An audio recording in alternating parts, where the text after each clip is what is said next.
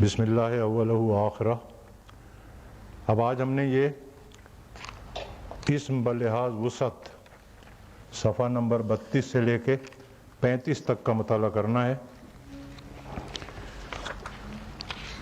اس میں جہاں تک یہ تو میں آپ کو پہلے ہی بتا چکا تھا کہ عام کتابوں میں یہ تقسیم جو ہے وہ اسم کی قسم کے لحاظ سے دی ہوئی ہوتی ہے، لیکن ہمارے حافظ احمد یار صاحب نے اس کو وسعت قرار دیا ہے اور یہ بھی بتا دیا تھا کہ کس طرح یہ صحیح ہے. بہرحال مراد اس سے یہی ہے کہ کامن ناؤن ہے یا پراپر ناؤن ہے، اس میں معرفہ ہے یا اس میں نکرہ ہے. اس میں تو سمجھنے والی کوئی بات نہیں ہے، آپ لوگ سب جانتے ہیں کہ اس میں نکرہ یا کامن ناؤن جو ہوتا ہے وہ کسی پر بھی اپلیکیبل ہے، جبکہ اس میں معرفہ یعنی پراپر ناؤن خاص مخصوص چیز کے لیے یا مخصوص آدمی کے لیے استعمال ہوگا. البتہ جو سمجھنے والی بات ہے وہ اس کی قسمیں ہیں. اس میں نکرہ کی قسمیں ویسے تو زیادہ ہیں، لیکن ہم صرف 2 پڑھیں گے اس لیے کہ ہماری ضرورت کے لیے وہ کافی ہوگی انشاءاللہ.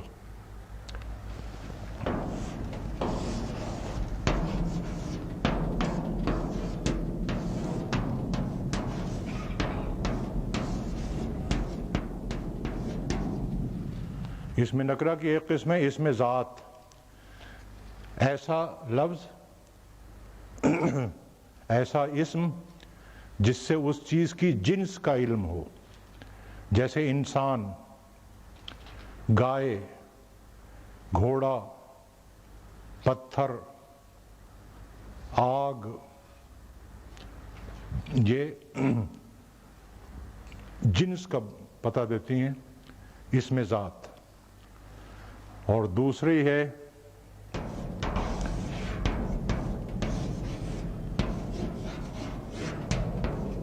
اس میں صفت، یعنی انگریزی میں جتنے بھی ایڈجیکٹیوز، انگریزی میں وہ ایک علیحدہ پارٹ آف اسپیچ ہے، لیکن عربی میں وہ علیحدہ پارٹ آف اسپیچ نہیں ہے، وہ اسم کا جز ہے. جتنی بھی صفات ہوں گی، جتنی بھی ایڈجیکٹیوز ہوں گے وہ اسم ٹریٹ ہوں گے. جیسے خوبصورت، بدصورت، پتلا، موٹا، اچھا، برا، یہ سب صفات ہیں، ایڈجیکٹیوز ہیں. تو اس میں نکرہ کی یہ 2 قسمیں فی الحال آپ کے لیے کافی ہیں. اس میں معرفہ کی ہم نے 5 قسمیں پڑھنی ہیں.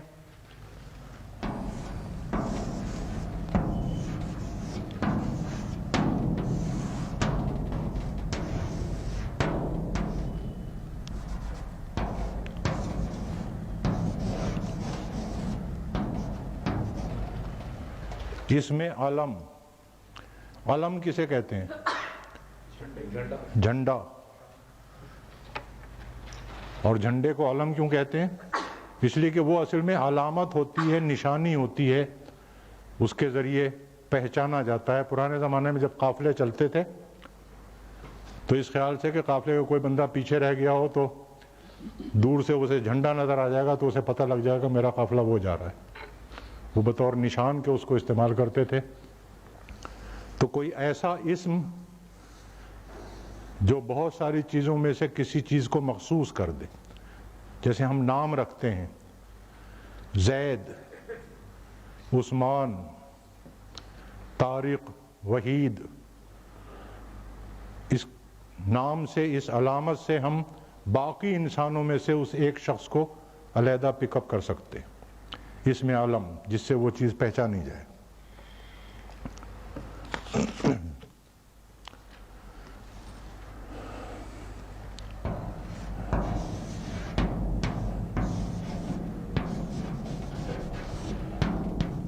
دوسری ہے اس میں ضمیر، پروناؤن. اب یہ نوٹ کر لیں کہ اس کی مثال دینے کی ضرورت تو نہیں ہے نا. یہ وہ جتنے بھی اس میں ضمیر ہیں، جتنے بھی پروناؤنس ہیں، وہ پراپر ناؤن اس میں معرفہ ٹریٹ ہوں گے. اس لیے کسی شخص کا جب کہیں ذکر جملے میں یا بات میں ہو چکا ہوتا ہے اس کے بعد اس کے لیے پھر وہ ضمیریں آتی ہیں تو وہ پراپر ناؤن ہوں گی.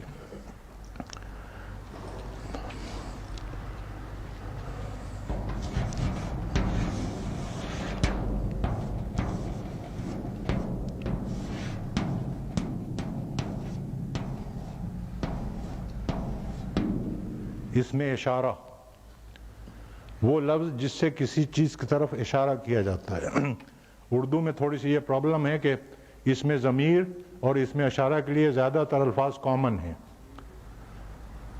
حامد آیا، وہ تھکا ہوا تھا. اب یہاں پہ وہ جو ہے وہ حامد کے لیے استعمال ہو رہا ہے، اس لیے اس میں ضمیر شمار ہوگا. اردو میں ہم کہیں گے وہ کتاب، اب وہ کا لفظ جو ہے اردو میں وہ اس میں اشارہ بن گیا، لیکن عربی میں الگ الگ ہے.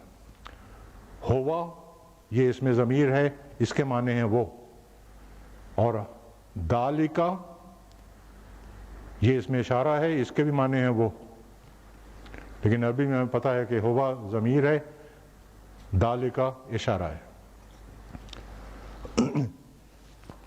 اس میں ضمیر بھی آگے چل کے ہم تفصیل میں سے پڑھیں گے، اس میں اشارہ بھی ہم آگے چل کے تفصیل سے پڑھیں گے. اس وقت تو صرف گنتی پوری کرنی ہے، فہرست پوری کرنی ہے.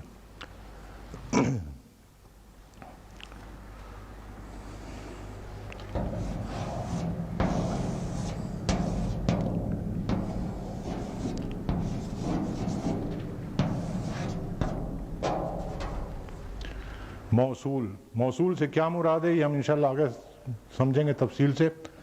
اس وقت صرف یہ نوٹ کر لیں کہ اردو میں جیسے ہم کہتے ہیں جو کہ، عربی میں ہم کہتے ہیں الذی، اللتی. اس قبیلے کے جتنے الفاظ ہیں یہ موصول کہلاتے ہیں اور یہ بھی معرفہ ہوتے ہیں.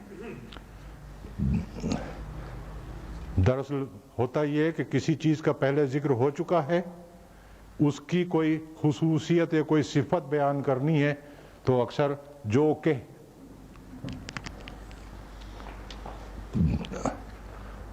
حامد آیا ہے جو کہ قرآن کالج میں پڑھتا ہے،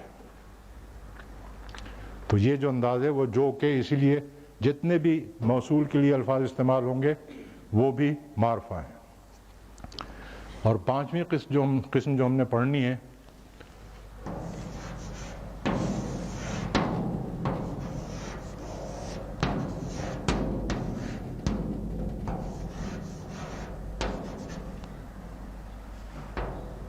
کیا ہو گیا، باللام.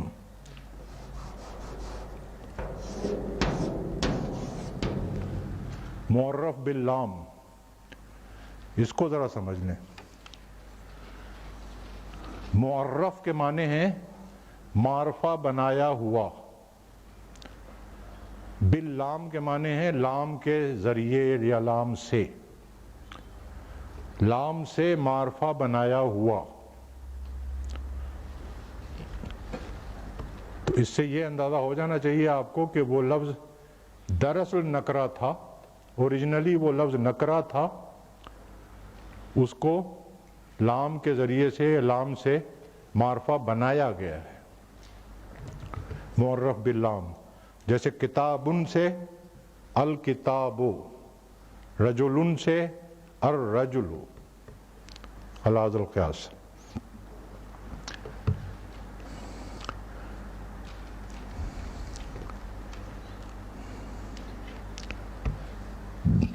اب اس میں اہم بات جو ہے وہ یہ ہے کہ نکرہ کی ایک عام پہچان ہے کہ بالعموم، بہت ہی اوور ویلمنگ میجورٹی کیسز میں، سے 99% کیسز میں تنوین آتی ہے اس کے آخر میں.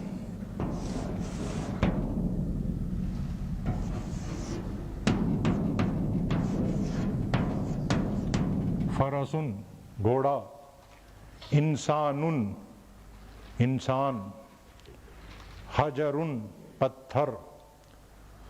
یہ اس میں ذات کی مثالیں ہو گئی، اس میں بھی تنوین ہے، اور صفت جتنی ہے ان میں بھی بالعموم آپ کو تنوین ملے گی. طیبن پاک،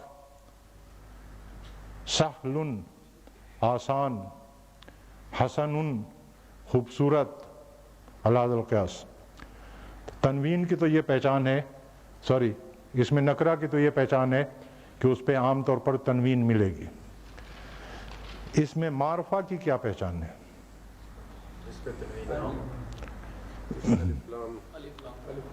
بھائی یہی دھوکہ کھاتے ہیں۔ اگر آپ نے ذہن میں یہ بیٹھا لیا کہ جس پر الف لام لگا ہوا ہے وہ معرفہ ہے، تو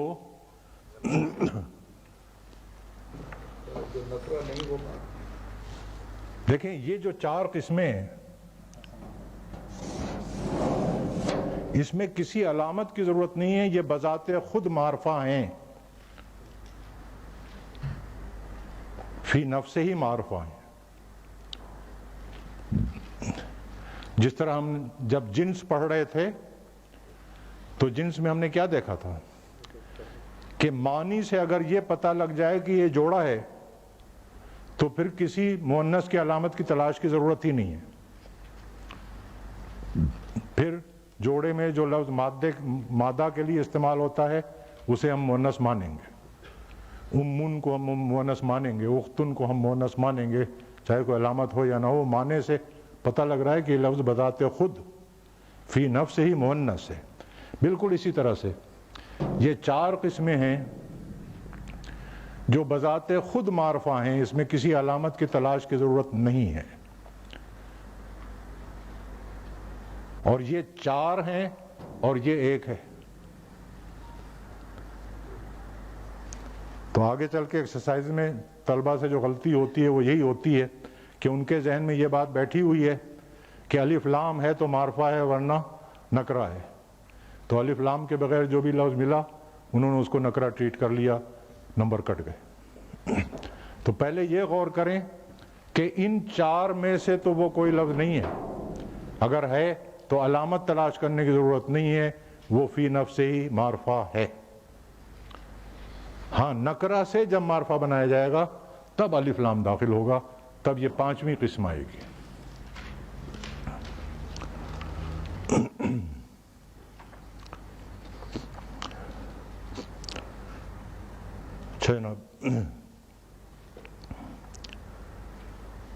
جب نکرہ سے معرفہ بنانے کے لیے کسی لفظ پر ہم الف لام داخل کرتے ہیں، جیسے میں نے آپ کو بتایا کہ ولدن سے الولد، تو لام تعریف جب داخل ہوتا ہے کسی اسم پر اس کے کچھ قواعد ہیں، اور وہ قواعد ہم بائی پارٹس پڑھیں گے، سب اکٹھا نہیں پڑھیں گے۔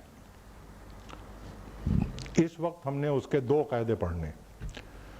پہلا قاعدہ تو جیسے ابھی آپ نے دیکھا کہ ولدن جب تھا نکرہ تھا تو اس پہ تنوین تھی، اور جب اس پہ لام تعریف داخل ہوا تو اس نے تنوین کو ختم کر دیا، اب وہ الولد ہو گیا۔ یہ قاعدہ بہت پکا ہے، اس کا کوئی ایکسیپشن نہیں ہے۔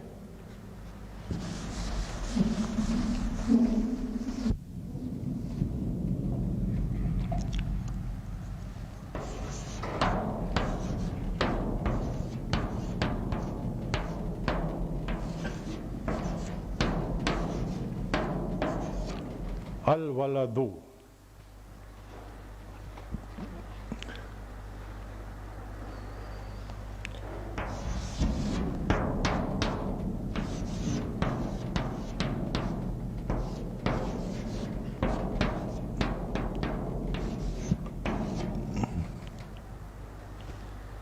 فرسن سے الفرسو،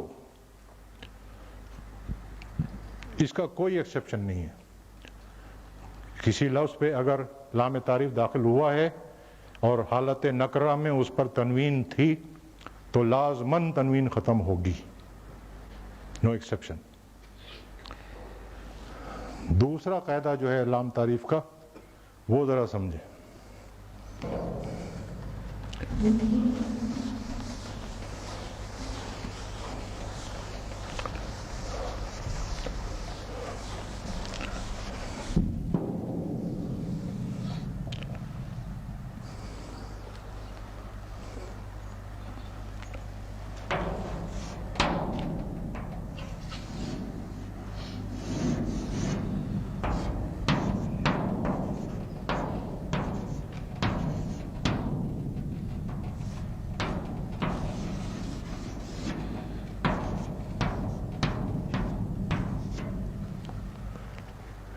ان دونوں میں کوئی فرق نظر آ رہا ہے آپ کو؟ یہ لکھنے کی کیا ضرورت ہے؟ اس کو سمجھیں، کتاب میں لکھا ہوا ہے. کیا فرق ہے جی؟ القمر میں الف لام ہے اور الشمس میں لام. الشمس میں لام جو ہے یہ سائلنٹ ہے، الف جا کے پہلے حرف پر ملا ہے. یوں دیکھ لیں، اصل میں لفظ کیا تھا؟ شمسن. اس پر جب لام تعریف داخل ہوا ہے، لام تعریف کا مطلب یہ الف اور لام. تو شمس پر جب داخل ہوا تو لام سائلنٹ ہے، الف جا کے ملا ہے شین میں، الشمس. یہاں پر یہ بھی لفظ وہی تھا، قمرن.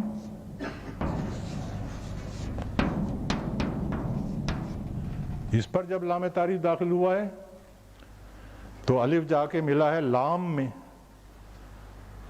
اور قاف کو پھر انڈیپینڈنٹ پڑھا گیا ہے. تو سوال یہ پیدا ہوتا ہے کہ اس کا کوئی قاعدہ قانون ہے، یا جس کا جیسے جی چاہے بول لے، جہاں جی چاہے لام ملا لے، جہاں جی چاہے لام کو سائلنٹ کر دے؟ اس کا قاعدہ ہے.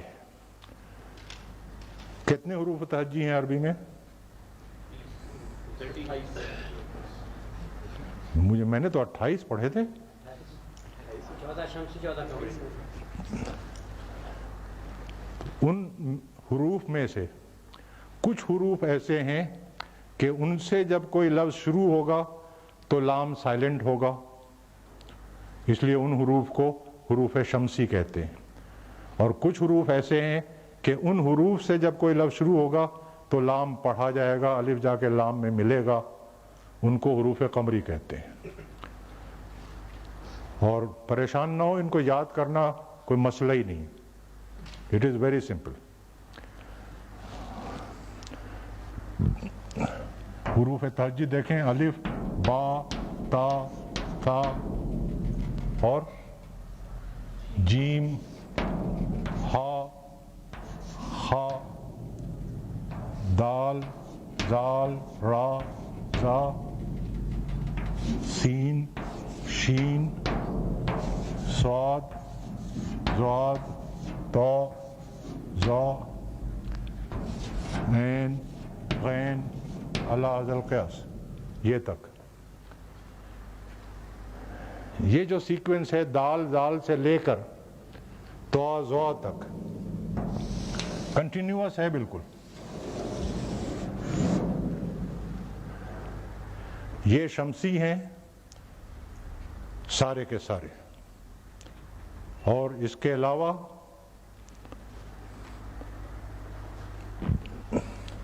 تاسا ہے جی،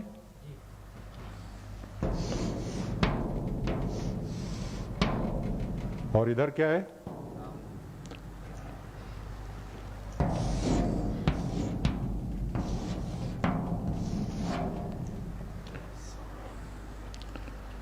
یہ شمسی ہیں، اس کے علاوہ جتنے بھی ہیں وہ سب قمری ہیں.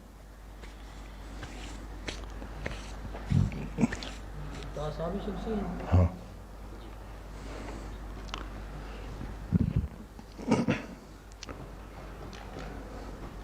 اور تھوڑے دنوں کے بعد پھر وہ ایسی پریکٹس ہو جاتی ہے کہ بندہ خود ہی وہ صحیح بول لیتا ہے، اس میں کوئی پرابلم آتی نہیں ہے. اس میں پریشان ہونے والی کوئی بات نہیں.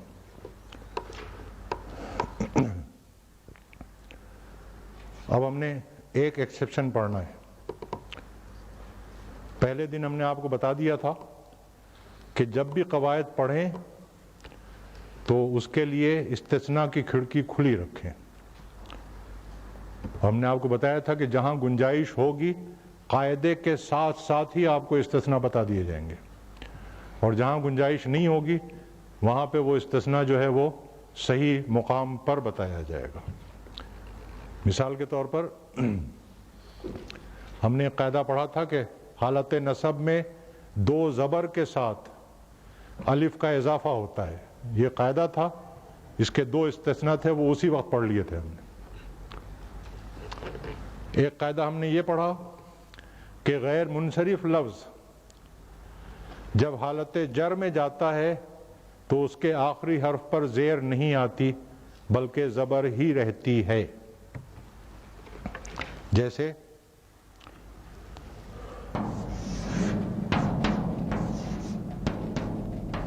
मसाजिदो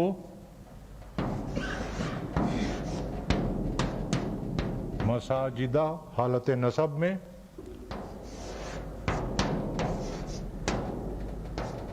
और हालत जर में भी मसाजिदा। ये तो है रूल, कायदा। इसके दो इस्तिस्ना हैं, एक हम अभी पढ़ेंगे और एक इंशाल्लाह फिर आगे चल के पढ़ेंगे। और वो इस्तिस्ना ये है कि गैर मुनसरिफ लफ्ज़ पर जब लाम तारीफ दाखिल होगा तो वो हालत जर में ज़ेर कबूल करेगा। यानी मसाजिदु, मसाजिदा, मसाजिदा तो ठीक है, लेकिन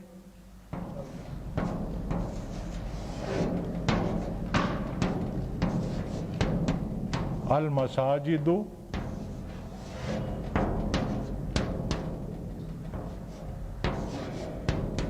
अल मसाजिदा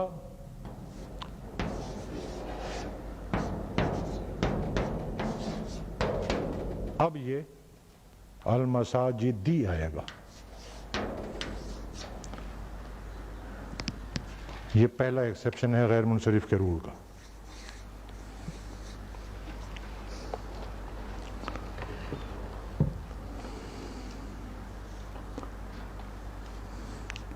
ठीक है जी, अब इन्हीं कायदों को जहन में रखते हुए पहले हमने मश्क करनी है, और वही तरीका करेंगे कि मश्क जो है वो बाई पार्ट्स करेंगे ताकि कायदा एक मरतबा रिपीट हो, उसमें आप गलतियां करें, उसका करेक्शन करें और फिर दोबारा रिपीट करें। तो अब हम मश्क करते हैं।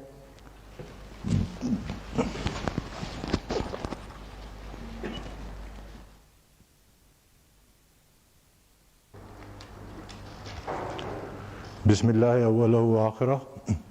अब ये दो अल्फाज का करेक्शन कर लें। जाहिलुन, जाहिलन अलिफ के इजाफे के साथ, और जाहिलिन, जाहिलानी, जाहिलैनी, जाहिलैनी, जाहिलूना, जाहिलीना, जाहिलीना। अब इसका मारफा जीम जो है वो शमसी की फहरिस्त में नहीं है, मालूम हो गया कि ये कमरी है, इसलिए हम लाम को मिला के पढ़ेंगे अल जाहिलु, तनवीन ख़त्म हो जानी चाहिए। अल जाहिलु,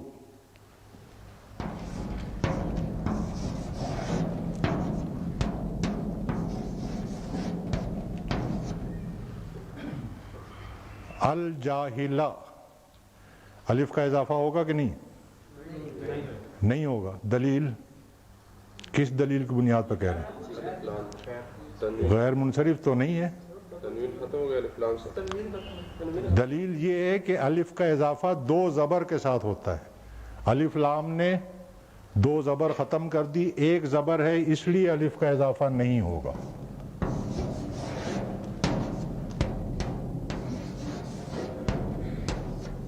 सॉरी जी, अल जाहिला और अल जाहिली।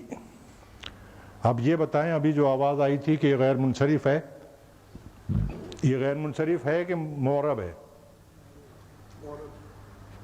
कैसे पता? जी नहीं, देखें, ये नोट कर लें कि मुनसरिफ मुअर्रब और गैर मुनसरिफ की पहचान जो है वो हालत नकरा में होगी। हालत नकरा में लफ्ज़ को देखें कि वहां पर वो क्या है। मुअर्रब है तो फिर वो मुअर्रब ही माना जाएगा। अलिफ लाम दाखिल होने से अगर तनवीन ख़त्म हो गई है तो उससे कोई फ़र्क नहीं है, वो मुअर्रब ही है। अल जाहिलु, अल जाहिला, अल जाहिली, अल जाहिलानी, अल जाहिलैनी, अल जाहिलानी, अल जाहिलैनी, अल जाहिलैनी। और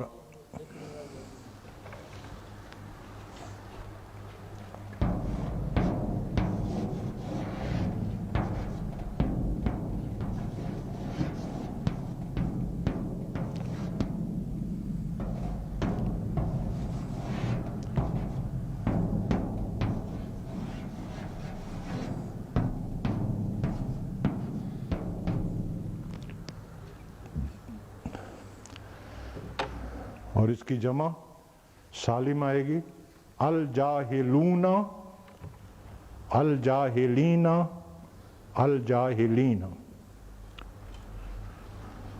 اب اس کا مؤنث دیکھیں جاہلتن جاہلتن الف کے بغیر گول تے ہے اس لیے دو زبر کے باوجود الف نہیں آئے گی. جاہلتن جاہلتن جاہلتن. تثنیہ جاہلتانی جاہلتینی جاہلتینی. جمع جاہلاتن. نصب جاہلاتن. جر بھی جاہلاتن. اور معرفہ اب اس کا الجاہلتو.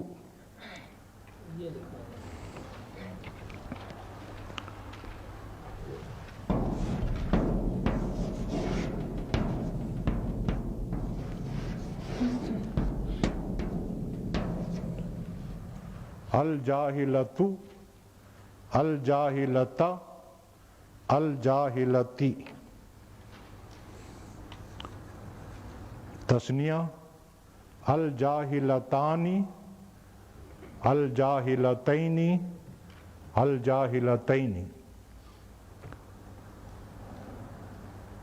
جمع الجاہلاتو. تنوین پھر ختم ہوگی. نصب میں الجاہلاتی الجاہلاتی الجاہلاتی. نصب میں بھی الجاہلاتی اور جر میں بھی الجاہلاتی.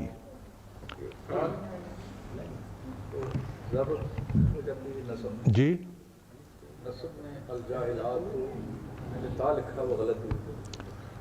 کیا لکھا ہے؟ تا کے اوپر زبر چاہیے اور زیر آنی چاہیے. زیر آنی چاہیے اس لیے کہ دونوں حالتوں میں جمع مؤنث کی جو فارمولا ہے وہ ہے آتن آتن آتن. نصب میں بھی آتن جر میں بھی آتن.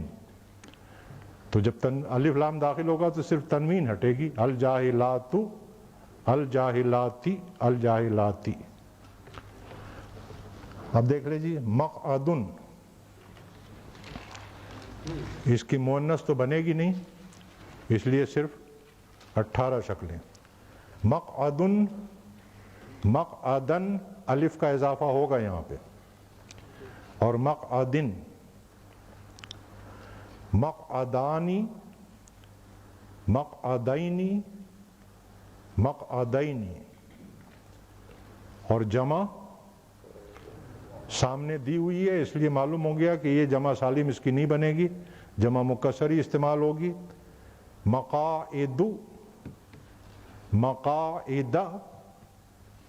اور جر میں بھی مقاعدہ. غیر منصرف کا اصول یہاں اپلائی ہوگا.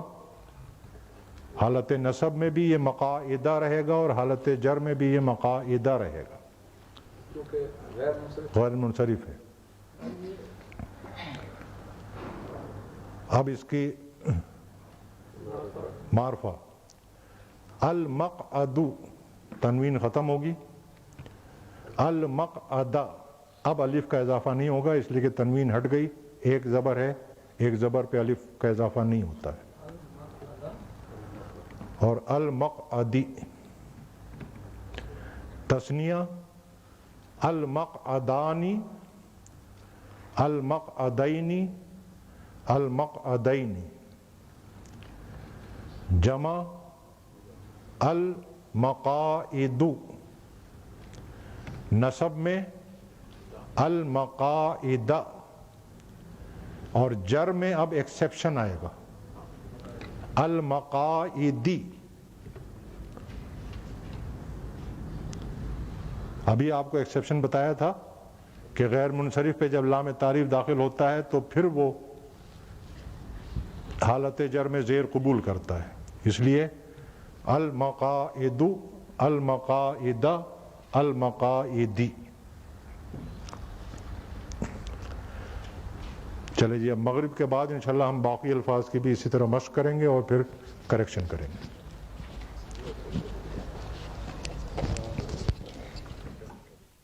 اعوذ باللہ من الشیطان الرجیم بسم اللہ الرحمن الرحیم. کل جیسے ہم نے طے کیا تھا کہ اب ہم مرکبات اور مرکب توصیفی حصہ اول دونوں کے قواعد کمبائنڈ پڑھیں گے، یعنی صفحہ نمبر 36 سے لے کر اور صفحہ نمبر 43 تک مشق کے حساب سے، بلکہ 44 تک مشق کے حساب سے اور قواعد کے حساب سے 41 تک.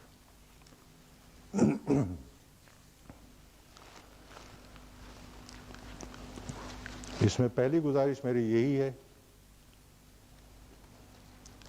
کہ اگر پوری توجہ ادھر رکھ کے قواعد کو آپ سمجھ لیں گے تو پھر ان کو یاد کرنا کوئی پرابلم نہیں ہے، اس لیے کہ انہی قواعد کی ہم نے مشق کرنی ہے. مشق میں وہ قواعد جب ریپیٹ ہوں گے تو آپ کو خود بخود وہ یاد ہو جائیں گے، اور اگر کبھی کوئی ضرورت پڑے ان قواعد کو ریفر بیک کرنے کی تو جو قواعد میں آپ کو یہاں بلیک بورڈ پہ بتا رہا ہوں وہ یہی ان کتابوں میں لکھے ہوئے ہیں، جیسے میں نے آپ کو بتایا صفحہ 36 سے لے کے صفحہ 41 تک. تو جب بھی ضرورت ہو آپ ریفر بیک کر سکتے ہیں. اس لیے اس وقت توجہ جو ہے وہ یہاں رہنی چاہیے.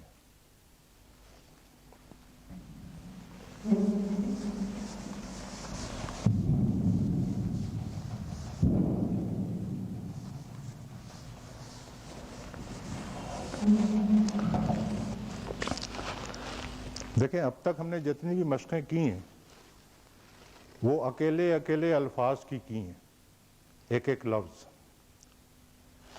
یہی الفاظ جب باہم ملتے ہیں تو پھر بامانی فقرے وجود میں آتے ہیں. اور جو بامانی فقرے وجود میں آتے ہیں ان کو ہم کہتے ہیں مرکب.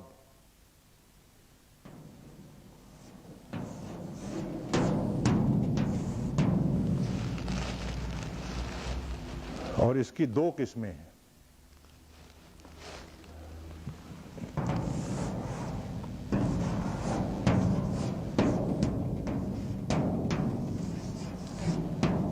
ایک ہے مرکب ناقص اور دوسری ہے مرکب تام.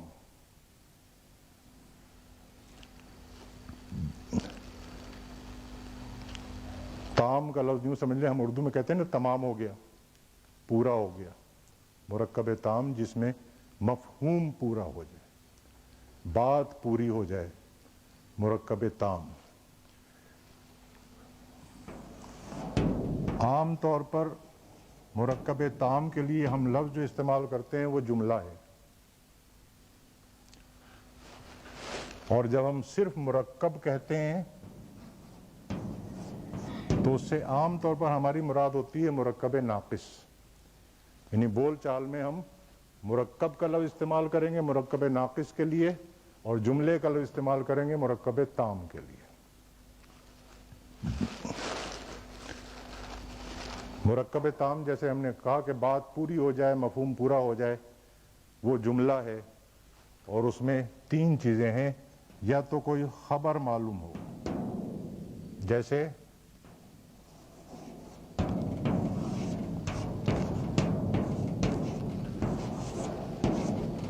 مسجد کشادہ ہے. اب اس میں اردو کے تین الفاظ اکٹھا ہوئے ہیں، مسجد، کشادہ اور ہے. ان تین الفاظ کے اجتماع سے یہ ایک مرکب بنا ہے. چونکہ بات پوری ہو گئی ہے، ایک خبر ہمیں معلوم ہو گئی ہے مسجد کے متعلق کہ وہ کشادہ ہے، تو یہ جملہ ہے، یعنی مرکب تام ہے. یا تو خبر معلوم ہو یا کوئی حکم سامنے آئے، جیسے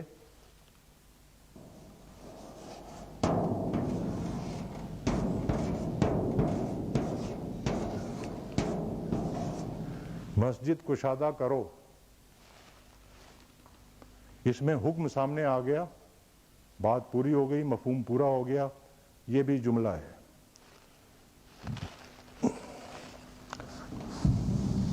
یا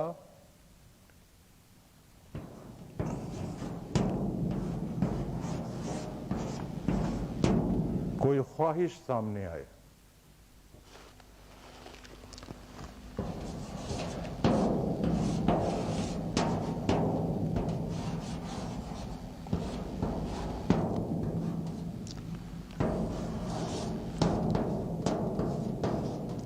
کاش مسجد کشادہ ہو.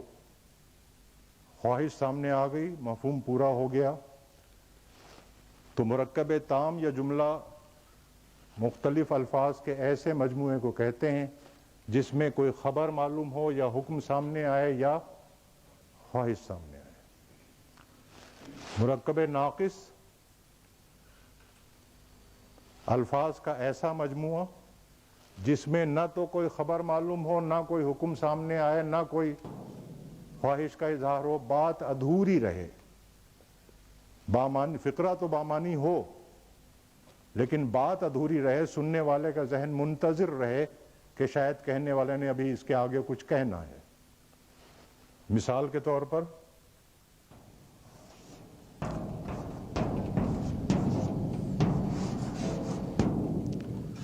کشادہ مسجد, اس میں بھی دو الفاظ جمع ہوئے ہیں, مرکب ہے, بامانی ہے,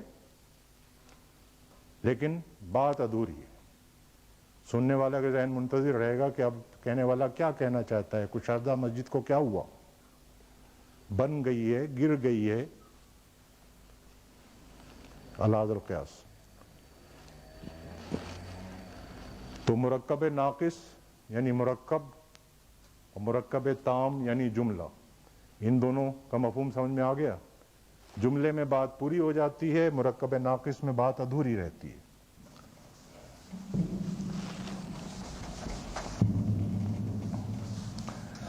پھر جملے کی دو قسمیں ہو جاتی ہیں, ان کے فردر سب دو ڈویژنز ہیں, سب ڈویژنز ہیں.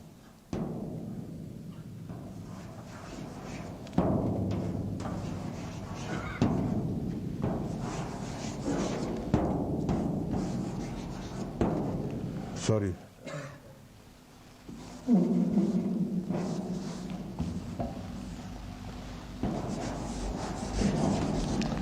جملہ اسمیہ اور جملہ فعلیہ.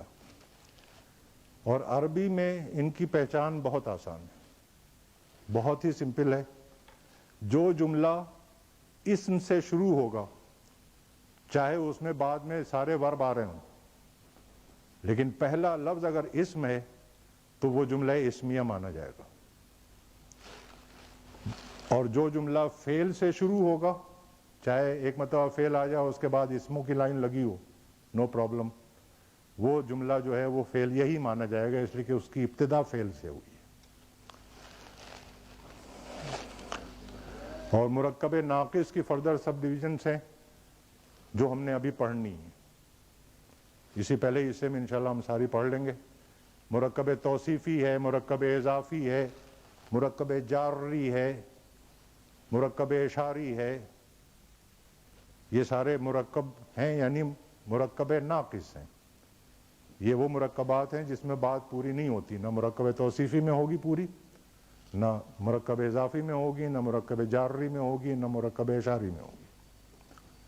مرکبات ہیں, ان کے اپنے قواعد ہیں, وہ ہم نے انشاءاللہ باری باری پڑھنے ہیں. مثالیں آگے چل کے, ابھی نہیں, لیکن ابھی بالکل بیکار ہوگی, ورنہ میں آپ کو مثال دے دیتا. اور اردو میں چونکہ یہ تقسیم جو ہے اتنی شارپ نہیں ہے اور قواعد میں اتنا زیادہ فرق نہیں ہے, اس لیے اردو کی مثال دینا بھی بے معنی ہوگی. اچھا جی, تو اب مرکب ناقص پڑھنے سے پہلے یہ جیسے ہم نے کہا کہ جب دو یا دو سے زیادہ الفاظ اکٹھا ہوتے ہیں تب مرکبات وجود میں آتے ہیں. تو یہ جب الفاظ اکٹھا ہوتے ہیں تو ان کو ملا کے لکھنے کے کچھ قواعد ہیں عربی میں, وہ پہلے پڑھنا ضروری ہے, جبھی ہم الفاظ کو ملا کے آگے لکھ سکیں گے, استعمال کر سکیں گے اور بول سکیں گے.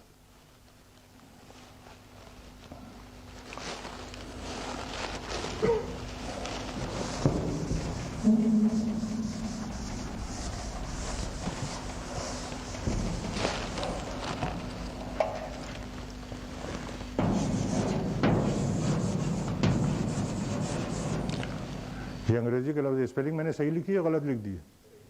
صحیح ہے الحمدللہ. اس کو اردو میں جب ہم لکھتے ہیں اسی لفظ کو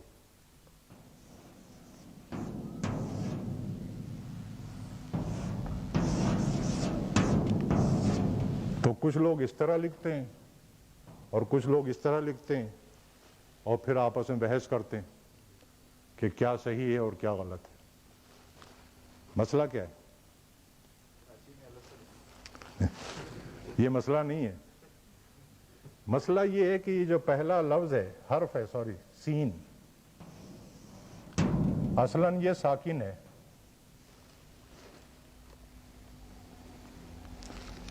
یہ ہے پرابلم. اب کچھ لوگ یہ کرتے ہیں کہ چونکہ سکون کے ساتھ اس کو پڑھا نہیں جا سکتا اس لیے کچھ لوگ اس کے نیچے زیر لگا کے لکھ اور بول لیتے ہیں تو وہ کہتے ہیں سکول. ٹھیک ہے. اور کچھ لوگ چونکہ یہ پڑھا نہیں جا سکتا اس لیے اس سے پہلے حمزہ لگا لیتے ہیں اور اس کے نیچے زیر لگا لیتے ہیں اور کہتے ہیں اسکول. اب اردو میں کیا صحیح ہے کیا غلط ہے ہم اس بحث میں نہیں پڑھتے. اس کے حوالے سے اب عربی کی طرف آ جائیں. عربی میں خاصی معقول تعداد ایسے الفاظ کی ہے جن کا پہلا حرف جو ہے وہ ساکن ہوتا ہے. اور عربی کا قاعدہ یہ ہے کہ وہ لوگ ایسی سچویشن میں کہ جب پہلا حرف ساکن ملے تو وہ الف لگا کے پڑھتے ہیں اس کو. جیسے ابنن اصل لفظ جو ہے وہ یہ ہے. چونکہ پڑھا نہیں جا سکتا اس لیے عربی قاعدے کے مطابق اس میں وہ الف لگائیں گے زیر لگائیں گے اور کہیں گے ابنن.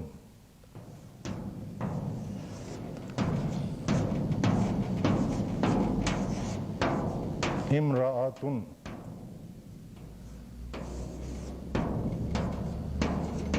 ان کے معنی تو معلوم ہے نا آپ کو.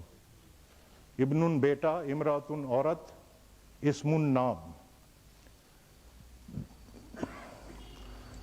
یہ تینوں الفاظ جو ہیں یہ اسی کیٹیگری سے بلانگ کرتے ہیں جن کا پہلا حرف ساکن ہے. اصلاً پڑھنے کی غرض سے الف لگا کے پڑھا جاتا ہے اور بولا جاتا ہے.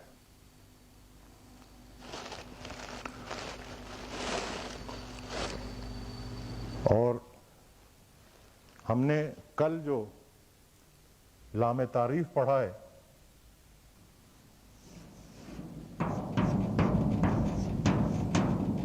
حسنن سے جب معرفہ بنانا ہوگا تو ہم کہتے ہیں کہ ہم الحسنو کہیں گے. تو یہ معرفہ بنانے کے لیے اصل میں جو لفظ استعمال ہونا ہے وہ ہے لام ساکن. اسی لیے آپ دیکھیں کہ اس کی اصطلاح کیا ہے, لام تعریف. معرفہ کرنے کا جو لام استعمال ہوتا ہے لام تعریف کہتے ہیں اس کو. تو وہ بھی اصلاً لام ساکن ہے. چونکہ لام ساکن کے ساتھ پڑھا نہیں جا سکتا اس لیے وہ الف لگا کے پھر الحسن پڑھتے ہیں.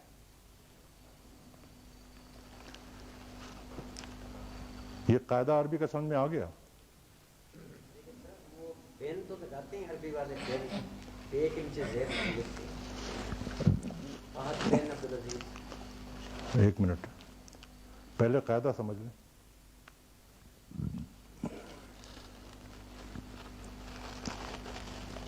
تو اب عربی میں کوئی لفظ اگر کسی لفظ کا پہلا حرف اگر ساکن ملے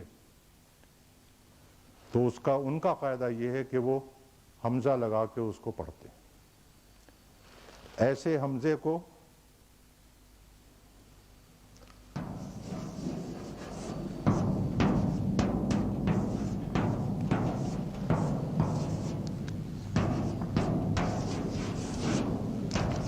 حمزۃ الوصل کہتے ہیں, یعنی ملانے والا حمزہ.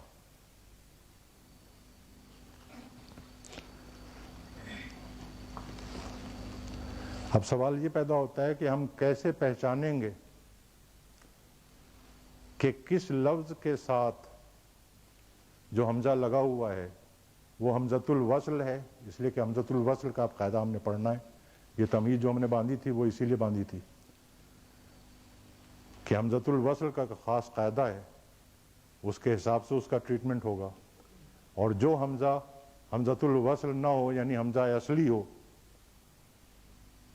اس پہ اس حمزۃ الوصل کے قاعدے کا اطلاق نہیں ہوگا. تو یہ فرق کیسے پتہ لگے گا؟ اس کے لیے بھی وہی ہے کہ جیسے شروع میں نے آپ کو بتایا تھا کہ غیر منصرف الفاظ پہچاننے کے لیے شروع میں ہم آپ کو بتا دیا کریں گے کہ غیر منصرف ہے، بعد میں آپ خود پہچاننے لگیں گے، تو وہ اللہ کا شکر ہے آپ اس اسٹیج تک پہنچ گئے. اسی طرح سے ایک بات تو یہ نوٹ کر لیں کہ لام تعریف کا جو حمزہ ہے وہ حمزۃ الوصل ہے.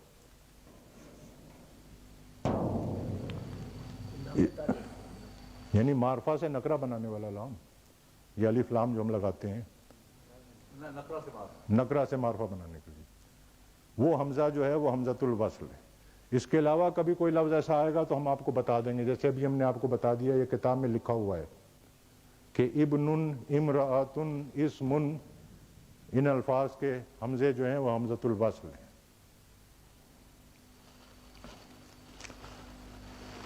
اور انشاءاللہ جب آپ دوسری کتاب ختم کر لیں گے تو پھر ہمیں آپ کو یہ بتانے کی ضرورت نہیں پڑے گی، آپ خود پہچان لیا کریں گے کہ کسی لفظ کے ساتھ جو الف لگا ہوا ہے وہ حمزۃ الوصل ہے یا حمزہ اصلی ہے.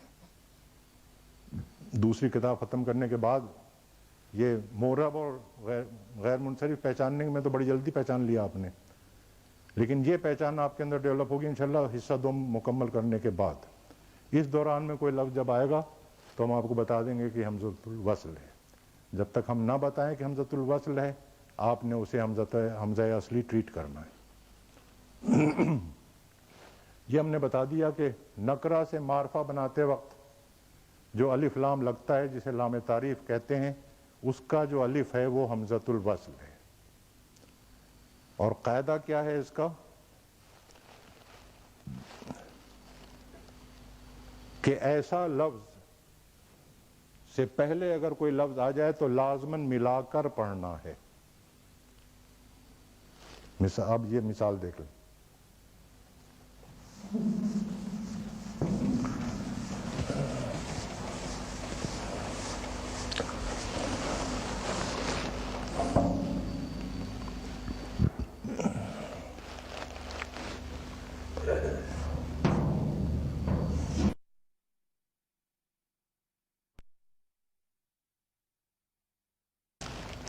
اصل میں کیا تھا؟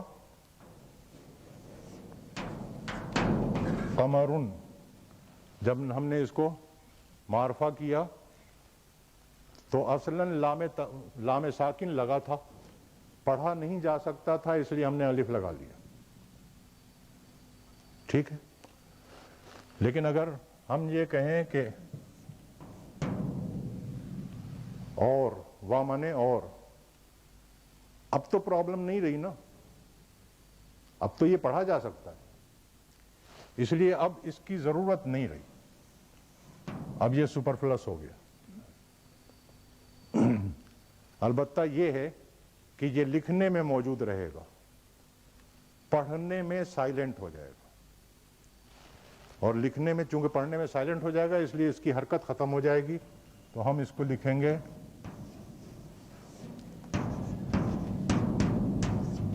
اور پڑھیں گے والقمر. اسی طرح سے اصل میں تھا الشمس، لیکن اگر اس سے پہلے واو آ جائے یا کوئی بھی لفظ آ جائے اس کا آخری حرف پھر ملا کے لکھیں گے اور کہیں گے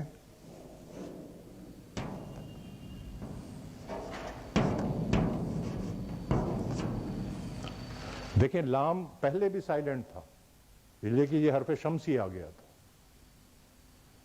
یہ پڑھا جا رہا تھا اس لیے کہ اس سے پہلے کوئی مدد نہیں تھی پڑھنے کی. اب وہ مدد بھی آ گئی ہے اس لیے اب دونوں سائلنٹ ہو گئے. वशम्स। साइलेंट और रूट को लिखने का क्या फायदा? जी जो साइलेंट है पढ़ने में नहीं आते, हाँ, वो लिखे क्यों जाते? वो लिखे इसलिए जाते हैं कि वो लफ्ज की शनाख्त हो जाए कि ये लफ्ज असल में ये था।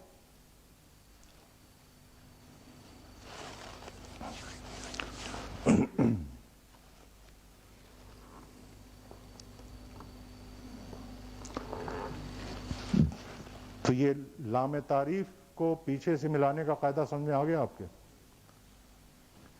और ये लाजमी कायदा है कि जब भी लाम तारीफ वाले लफ्ज से पहले कोई लफ्ज आ जाएगा तो उसका आखिरी हर्फ जो है वो फिर मिला के पढ़ा जाएगा, हमजतुल वस्ल जो है वो साइलेंट हो जाएगा।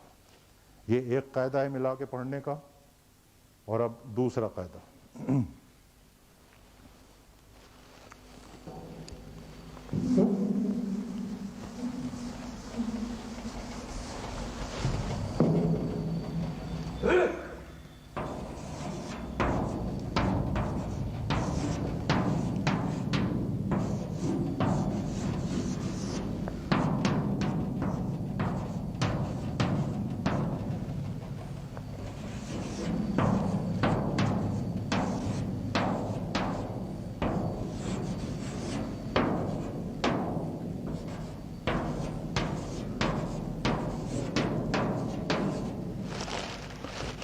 इन दोनों में कोई फर्क नजर आ रहा है आपको?